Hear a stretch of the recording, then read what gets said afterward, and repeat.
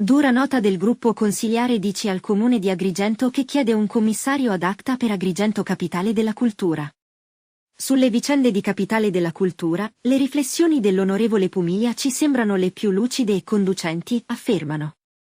Al grido di salviamo il salvabile, sottolineano, serve un intervento più incisivo da parte della Regione, che porti ad avere un commissario ad acta, fosse anche la stessa presidente della fondazione. Per i consiglieri scudocrociati, serve semplificare e snellire i centri decisionali in quanto del resto da decidere c'è ben poco. I progetti, dicono, sono già stati iscritti da Albergoni nel dossier e gli affidamenti saranno gestiti dal parco.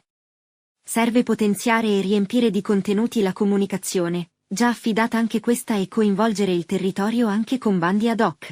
Ad oggi si può solamente affermare che la responsabilità di questo cortocircuito che danneggia Agrigento è, dicono senza mezzi termini, dell'amministrazione comunale che ha perseguito l'idea di una fondazione nuova, pur avendola Pirandello, e benché il Consiglio Comunale abbia suggerito in più occasioni che non c'era il tempo di creare una nuova fondazione suggerendo l'uso di quella già esistente. Si dimette Albergoni, concludono i consiglieri DC, ma non è lui il soggetto che dovrebbe assumersi la responsabilità di scelte sbagliate e rimettere il mandato, è il sindaco.